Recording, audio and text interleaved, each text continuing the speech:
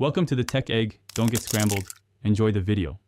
You start by opening Semrush Backlink Audit and confirming your site connection to Google Search Console. This ensures accurate coverage. Once done, adjust toxicity thresholds to capture harmful links, then filter by toxic score, anchor text patterns, and referring domains to spot repeats. Export a CSV of suspicious links and immediately flag obvious spam or paid directory links for removal.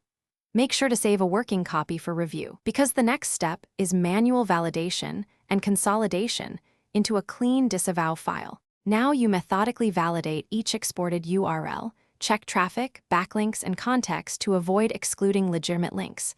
Once confident, prefer domain-level entries for recurring spam-type domain, example, com, but use full URLs only when necessary. Consolidate entries into a single disavow. TXT, remove duplicates, and add brief comments for your records. Once built, save 2 backups and run a final sanity check for syntax. Then you'll be ready to upload to Google Search Console and monitor effects.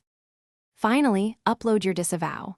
TXT through Google Search Console's disavow tool and confirm submission. After that, monitor backlink status in Semrush and watch search performance in Search Console. Changes can take 4 to 12 weeks to reflect. If rankings or traffic drop unexpectedly, first check that no high-quality domains were accidentally disavowed and restore them if necessary. If issues persist, revert to your backup copy and reevaluate retained links. Regular audits every quarter prevent recurrence and keep your profile clean. Thanks for watching. Consider subscribing if I helped unscramble your problems.